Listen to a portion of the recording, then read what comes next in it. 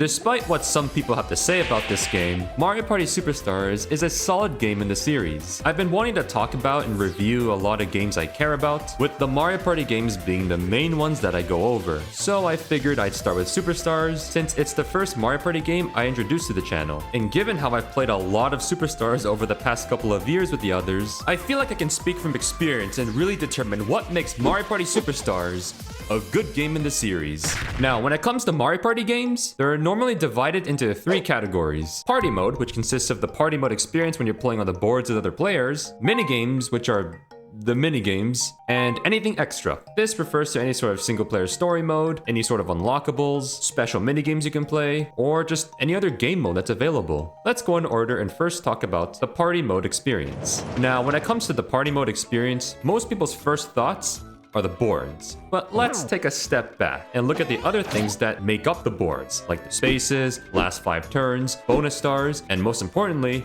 the items. Let's first take a look at the spaces. Now, in general, Mario Party Superstars is a game that utilizes assets from previous Mario Party games, and the spaces highly reflect that. First, we got blue spaces, which give 3 coins, increase to 6 if it's the last 5 turns. Some blue spaces will also have hidden blocks, which will even play a different sound effect when you land on them.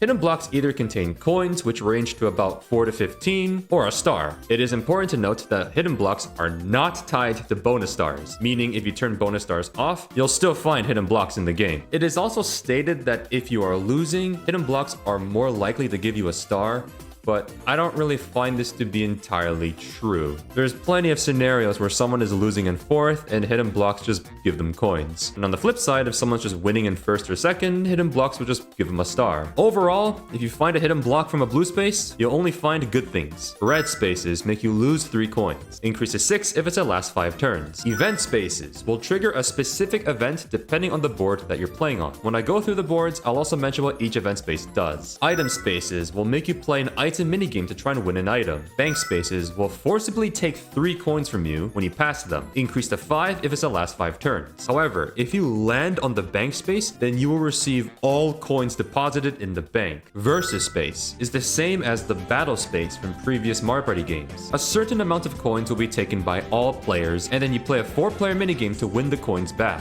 How the coins are distributed are as follows. If you win first, you will receive 70% of the total amount of coins. Second place earns you 20%. Third place earns you 10%, and 4th place earns you nothing. Any remaining coins are distributed randomly. One thing also to mention is that after a versus minigame is complete, that versus space will then transform into a regular blue space. Lucky spaces make you spin a roulette full of good options, primarily options that grant you coins or a free item. You can press A to stop the roulette, and whatever it lands on is what you get. You can also encounter 2 versions of a lucky space: a basic lucky space if you're 1st or 2nd, and a premium lucky space if you're 3rd or 4th. Premium lucky spaces grant significantly more coins and much higher quality items. You can even twist this in your favor, like in this scenario where I'm about to land on a lucky space, so I might as well spend money on this item shop to put myself in 4th, tricking the game into thinking I'm terrible and gives me a better lucky space. Bowser spaces are basically an unlucky space. You spin a roulette full of bad options, and you press A to stop, and whatever it lands on is what happens. Most of these options are just you losing coins to Bowser, but there's other options like Bowser Revolution, which divides everyone's coins evenly, Bowser Shuffle, which shuffles everyone's positions on the board randomly, and Bowser Minigame, which makes everyone play a Bowser-related minigame, and whoever loses 10 coins. There are these other options which look too good to be true, like receiving 1,000 coins or receiving 100 stars, and if you actually land on these options, which is extremely rare, then nothing happens. Bowser just runs away. There are also some scenarios that can happen where if you're losing in 4th, Bowser actually feels bad for you and he gives you some pity coins. Similarly to the lucky space, there are also 2 versions of the Bowser roulette. However, this one is dependent on the turn count. If you are past the halfway point, Bowser's punishments are much more severe. Most notably, you are able to lose a star now. So, if you're past the halfway point, be extra careful of Bowser spaces. Chance Time makes a grand return since it's been pretty absent. Chance Time pretty much functions exactly like how it does in Mario Party 1 and 2. There are 3 rotating blocks. They can press A to jump and stop whenever you want. 2 blocks on the end represent the characters involved, and the block in the middle represents what happens. It's Chance Time. Anything can happen. Well, not really. Like I mentioned, this version of Chance Time is very similar to Mario Party 1, meaning you pretty much have a lot of control over what happens. If you have good timing, you can time the first and second block specifically. The last block rotates a little too fast, so it's really difficult, but because you can control the first two blocks, you don't really care about the third option. So there are plenty of times where Chance Time basically dictates the whole game because you have a lot of control over it. Which now brings up the question, should Chance Time be completely random? And the answer is, it depends on your preference. If you can have control in Chance Time like in Superstars, then the problem is that this space becomes very overpowered. Assuming you have good timing, you're able to just get free stars and free coins from other players, so the gameplay can become very destructive. However, if Chance Time is completely random or your input doesn't matter, then the problem with that is, if you lose out, you just feel like shit because you just lost out for absolutely no reason. So again, ultimately, it just depends on your preference. Regardless, I'm happy Chance Time has made a return because it's not Mario Party without Chance Time. And last but not least, the space that everybody forgets. The green space. This is just the starting space.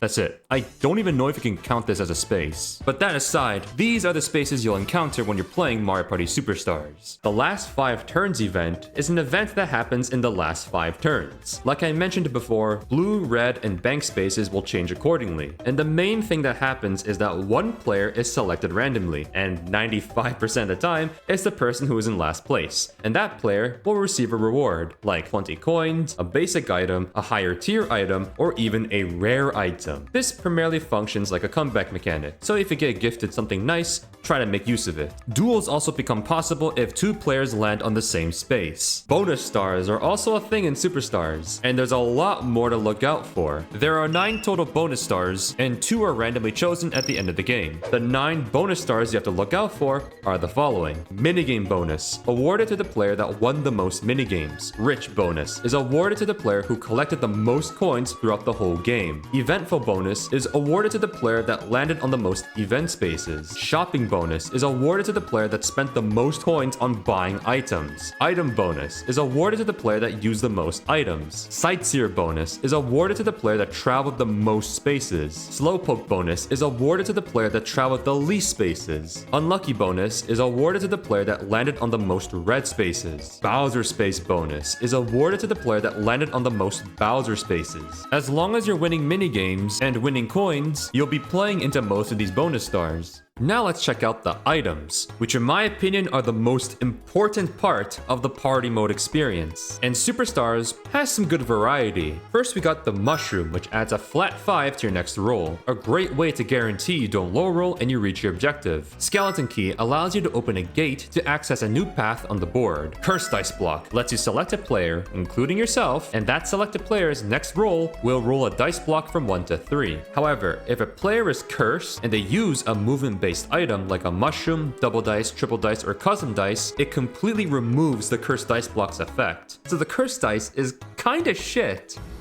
It does look like shit. Double dice lets you roll 2 dice blocks, and you travel the total amount. If you manage to roll 2 of the same numbers, you get a bonus of 10 coins. Warp block lets you swap places with another player chosen randomly. Chomp call moves the star to another location, or specifically, another star space. Star spaces are indicated by a blue space with a yellow dot beside it. When Toadette moves around, she moves from one star space to another. She won't move back to a star space she's previously been on unless she's been through every single star space and completing a cycle. You can use this knowledge to predict where Toadette moves when you use a chomp call. Triple dice lets you roll 3 dice blocks and you travel the total amount. If you roll 3 of the same numbers, you get a bonus of 20 coins. Golden pipe teleports you right before the star, guaranteeing the star when you roll right after. Item bags fill your inventory with random items, basically giving you up to 3 random items. You can only get item bags through lucky spaces. Now, Superstars also has rare items, and these items you can't buy in the item shop. You can only get them through item bags, a last 5 turn prize, or through an item space, but you have to be losing in 4th place. These are the rare items you can encounter. Plunder chest, which lets you select a player and you steal a random item from them. Dueling glove lets you select a player and you can challenge them to a duel for coins. Boo Bell summons Boo to steal coins or a star from another player. Super warp block lets you select a player and you can switch places with them on the board. Double star card allows you to buy twice as many stars from Toadette, but you also have to pay double the price. And now we save the best for last. the custom dice, which is in my opinion the most powerful item in the game by far. What this does is you can simply select the number you want from 1 to 10 and you travel that many spaces. It sounds really simple and straightforward, because it is. But what it enables you to do is what makes it broken. Do you need to roll high to reach an objective? Well, the custom dice can do that for you. Do you want to land on the bank space to get a lot of coins? The custom dice can let you do that. Do you want to actively avoid a certain area of the board? Again, the custom dice can do exactly that. It is an extremely powerful effect because it offers consistency and reliability every single time you get it. Now, when you're judging how good an item is, it's important to not only consider how good the item is itself, but also its accessibility, how easy it is to obtain the item. And once again, the custom dice shines here as well. If it's sold at an item shop, it sells for 12 coins, which is a very fair price to pay. And most of the time, you'll just get one randomly through a lucky space or an item space. Whether you're first, second, third, fourth, early game, mid game, or the late game, you'll get one naturally. The only weakness of this item is that you can only roll 1 to 10. But that's not really a weakness. That's like saying Dr. Doom's weakness in MVC3 is that he has average life. That's not a weakness, that's just being average. Same thing with a custom dice, it's just being average that you roll 1 to 10, which is a basic dice. And even then, if a star, for example, is 11 spaces away, the triple dice isn't even guaranteed, and that's the problem. I've stated before that chance time is broken in this game because you have a lot of control over the outcome, but again, custom dice is what enables this to be broken because you can easily just land on this over and over again when it's a space that shouldn't be landed on in the first place very frequently. This is why I think the custom dice is by far the strongest item in the game, because it's an item that ignores RNG in a game built around RNG. Now that I covered all that, let's finally take a look at the main part of party mode, the boards. Now immediately, it's a little underwhelming since Superstars only has 5 different boards to play on, when other games have 6 different boards. So Superstars is lacking in quantity, but maybe it makes up for it in quality. Let's see if it does by taking a look at the first board, Yoshi's Tropical Island. Every Mario Party game has that one board that I like to call the introductory board, which is the best board to play on for newcomers to get a feel for the game. And for Superstars, Yoshi's Tropical Island is definitely the introductory board. It mostly retains the same design it had from Mario Party 1, but with some modern updates. The main gimmick of this board is that there are 2 separate islands that you must travel between. Toadette will have to start on one island while Bowser occupies the other. If a player reaches Toadette, you have to pay her 20 coins to get a star and she won't move. If the player comes across Bowser, he'll take about 10 to 20 coins from you and maybe give you a cursed dice block if he feels like it. But if you're last, he might give you some pity coins because he feels really bad for you. Now, if a player lands on an event space, it swaps Toadette and Bowser's positions. Now, this is something to really look out for. Now, the only way a player can go from one island to the other is through these 2 bridges, going in these directions. A thwomp is guarding each bridge, and he'll ask you to pay him some coins to let you pass. You can pay however many coins you want, but that amount becomes the new minimum that the next player must pay in order to pass. Also, the thwomp tolls are independent. Whatever you pay one thwomp has no effect on the other. Now, as for the contents of each island, this differs greatly. For the left island, this is where you start every game. And speaking of the start, there is a Koopa Troopa at the start who will give you 10 coins when you pass him. There is also an item shop on the left island. Item shops function very differently from previous games for 3 main reasons. 1. Item shops offer the same items to all players, no matter the placing. 2. Each board has specific item shops. Whatever items one item shop sells on one specific board is different than what it will sell on another board. And lastly, similarly to Bowser Spaces, item shops get updated when you're past the halfway point. This means that each board has 2 specific item shops you have to be aware of, before and after the halfway point. Now, as for the right island, there is a Boo and a chance time space. When a player approaches Boo, you can either steal coins from another player for free, or you can pay 50 coins and steal a star from another player. If Boo is stealing your coins, you can mash the A button to try and resist. From what I've seen, this is the range of coins that get taken depending on your mashing. Also, when you come across Boo, you have to take something from another player. There's no option to skip this. As for the chance time space, this is the only chance time space available on this board. This board also has no gates whatsoever, which means skeleton keys won't appear anywhere. Also, since Toadette is stationary, chomp calls also also won't make an appearance, which means there's 2 less items you have to worry about. There's also no bank spaces on this board either, so that's another thing you don't have to worry about. Overall, Yoshi's Tropical Island is great for newcomers and serves as a great introductory board. The small size and linear path, as well as less mechanics and items, makes it so newcomers don't feel overwhelmed with what's going on. It makes traversing the board very simple and straightforward. Unlike the next board, Spaceland. It sucks. Spaceland was the worst board in Mario Party 2, and here in Superstars, it's no different. I mean, just look at the size of this board. It's huge. There's so many spaces you gotta go through, and there's so many different paths you can take. There are 2 main gimmicks here on Spaceland. The first is shown in the center, revolving around this giant countdown. Anytime a player passes the countdown, it goes down by 1. When the countdown reaches 0, a laser is fired down this diagonal path. Any player hit by this laser loses all their coins. But this rarely happens due to the nature of Superstars with the abundance of movement-based items. Still be careful about this though. The second gimmick, however, is the thing that ruins this board for me, which is the event space. You know how the worst part of Thousand Year Door is the excessive backtracking where you gotta go back and forth, back and forth, back and forth for like 30 minutes straight?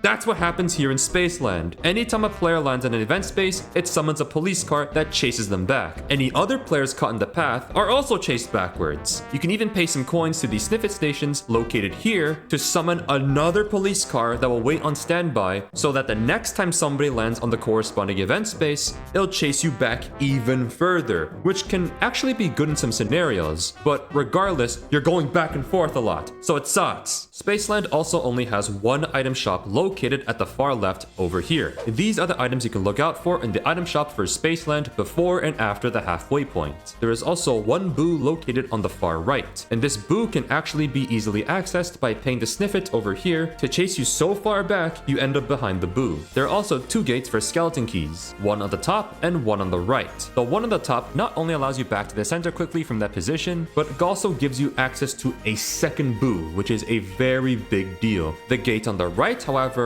kinda sucks. It's a shortcut back to the beginning, but this area is a bit of a dead zone area, which is an area on a board where nothing is really happening. You'd only want to go back here quickly because a star is here. But the other reason to open this gate is because it gives you access to the only sets of chance time spaces available on this board, which is, in my opinion, the better reason to go for this gate. Overall, Spaceland is garbage due to how big the board is and due to how frequent you keep going backwards. You know, after looking at this board over again, I realize it's called Spaceland not because of the outer space theme, but because there's so many spaces on this board, and son of a— Peach's birthday cake makes a return from Mario Party 1 with the biggest changes out of all the other boards. One of the gimmicks of this board revolve around the event spaces on the outside of the cake. Whenever a player lands on an empty event space, they have the option to pay some coins to buy a small plant or a large piranha plant. If you plant a small piranha plant, then whenever another player lands on that space, you get to steal some coins from them. And sometimes that piranha plant will stay for 1 extra time. If you purchase a large piranha plant, then whenever another player lands on that space, you get to steal a star from them. This kind of functions like boo. And speaking of boo, this board has no boo to go to, so these piranha plants are the only way for you to steal coins or stars from other players. If you happen to land on your own piranha plant, you get some coins, and the option to upgrade it to a larger piranha plant if it was initially a small one. The other main gimmick of this board revolves around this Goomba over here. Whenever you come across the Goomba, he forcibly takes 10 coins from you to play his little game, where you have to pick a seed initially from 4 choices. If the flower that blooms is good, you continue forward on the outside of the cake. If the flower that blooms is Bowser, then you must visit Bowser on his cake. And similarly to Yoshi's Tropical Island, Bowser is stationary on 1 spot, and any player that encounters Bowser will lose about 10 to 20 coins to him, but sometimes you'll get a cursed dice block. And if you're losing in last, he might feel bad for you and give you some coins. When you exit Bowser's cake though, you get to visit Toadette quicker by visiting Bowser. Think of it like paying extra coins to take a shortcut in certain scenarios. Also, when you pick a good seed, it gets removed from the selections, so when the next player has to select a seed, they have 1 less seed to select from, increasing the chances of seeing Bowser. Whenever Bowser gets selected though, the next selection is from all 4. There is also this 1 lonely event space located here, which is different than the Piranha Plant event spaces. When you land on this event space, you get to slide down the slide, ignoring the Goomba event entirely,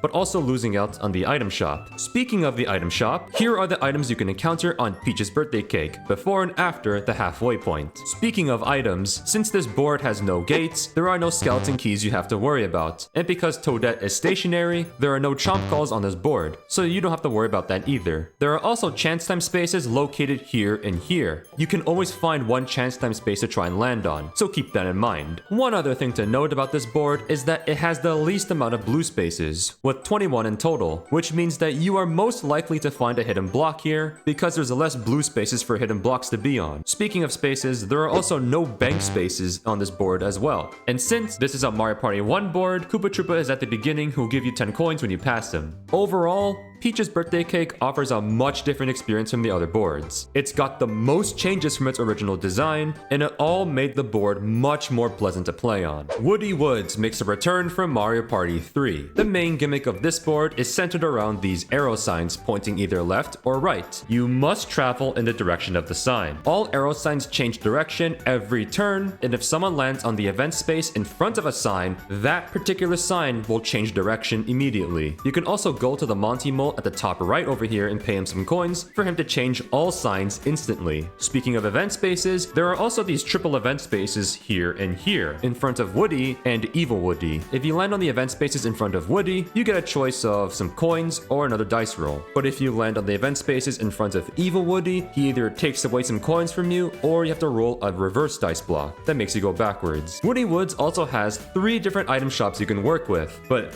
these two are the same. The one on the bottom left here is much different. For these 2 item shops, these ones are your basic item shops for Woody Woods. Here are the items you can look out for before and after the halfway point. The one on the bottom left is referred to as a forest shop, which sells way different items. So here's what you can encounter in the forest shop before and after the halfway point. There are also 2 gates for skeleton keys. The one at the top gives you guaranteed access to the only Boo on the board. You can get to Boo on the left side here, but the arrows have to be in your favor. The gate at the beginning, however, gives you access to the right side of the board if you really need to go there for whatever reason, because the arrows here are not in your favor. It also gives you access to a second chance time space available, with the other one being over here near the Monty Mole. Overall, Woody Woods is a board that combines a lot of strategy and luck. The gameplay is heavily centered around the arrow signs, and it requires a lot of strategy and planning ahead to make them work in your favor. Horrorland was widely considered to be the best board in Mario Party 2, and arguably one of the best boards in the entire series. But in Superstars, it still is the best board in the entire game. Everything about Horrorland revolves around the main gimmick, which is the day-night cycle. Every 2 turns, the time will change from day to night or night to day. You can tell the time by looking on the right side of the screen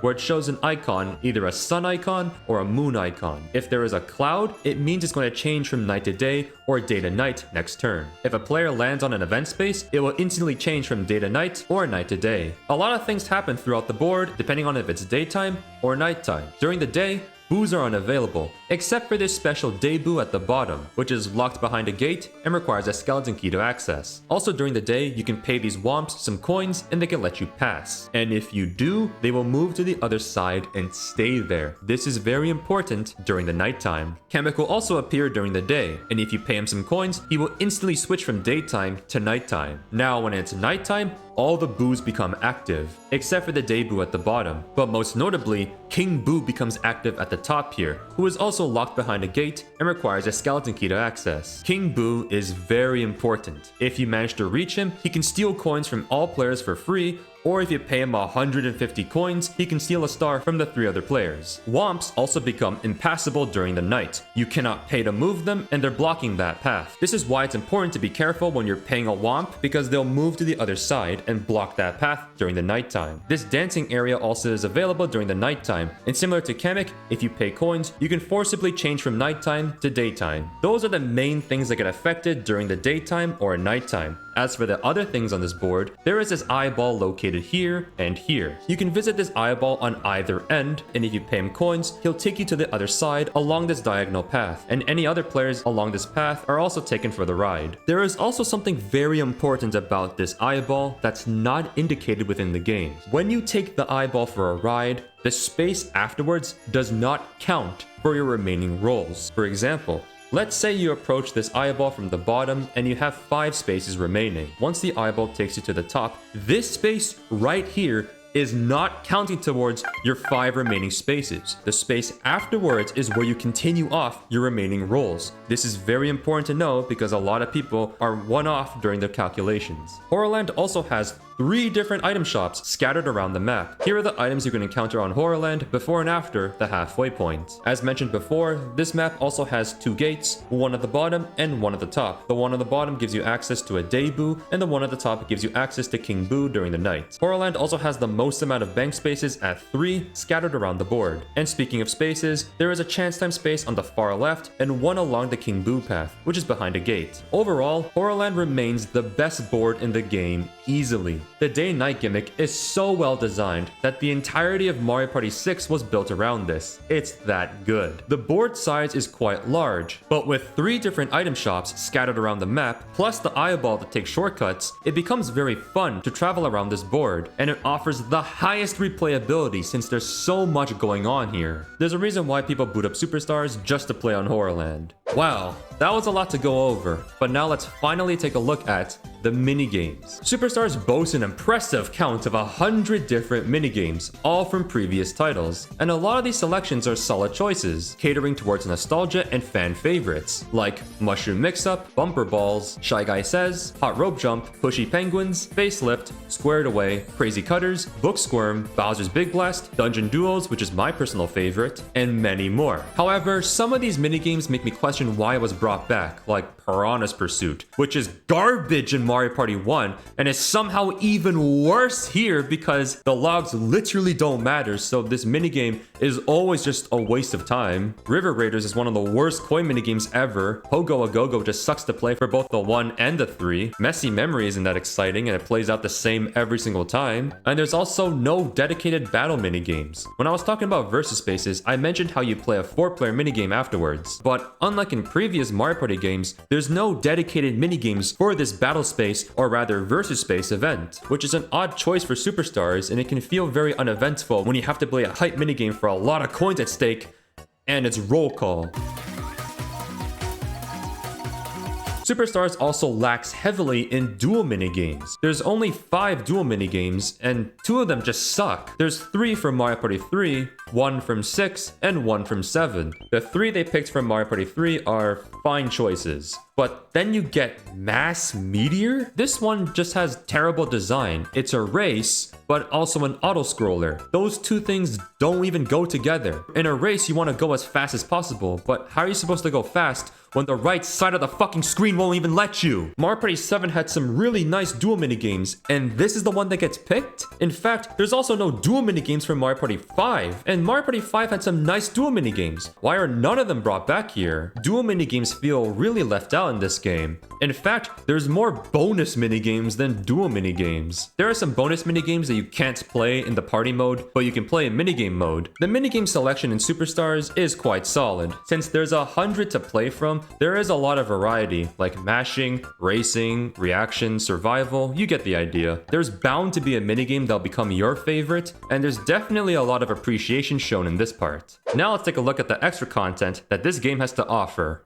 It's nothing! There's no single-player story mode, which is most odd since this is something that's been included since the very first game. There's no variety in party mode like some sort of 2v2 tag team mode. There's no unlockables you can unlock other than stickers and old music. There is nothing else much to do in this game. There's this mode where you can play minigames online by yourself and try to see how many minigames in a row you can win. But unless you enjoy playing reaction-based minigames in lag, this isn't that great. There's a puzzle section where you can play the puzzle minigames by yourself to try and get a high score, and this is fun, but since there's only 3 puzzle minigames to play from, this gets old kinda fast. There's also achievements you can do, but unlocking these achievements don't get you anything, so there's really no incentive to try and do this. And the worst part is, this game never got any sort of DLC, which would have really helped the longevity and replayability of this game. The lack of extra content is most definitely the weakest part about this game, and is a little disappointing. The more I played Superstars, the more I realized what was really lacking in this game, either through balancing or design choices. Lucky spaces are way too frequent and way too good to land on. The lack of boards really starts to to show when you play through all of them and can feel very stale at times. Item shops being the same for all players regardless of placing is questionable design since it helps winning players win even harder and doesn't really help losing players catch up. The lack of any other real game modes or content in general is very highlighted. No DLC really hurt this game when it really would have benefited so much from DLC. Some minigame decisions were questionable, either bringing back terrible minigames or lacking in certain areas like duel minigames. This game had a lot of odd decisions made, and the lack of content really hurts the replayability and longevity.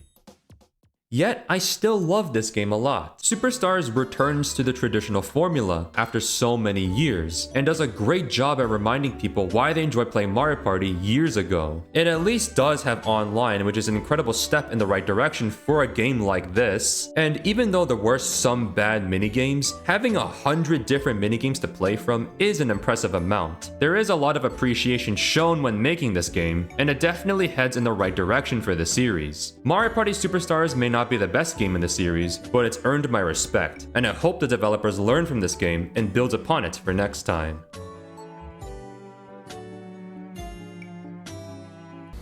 It does look like shit.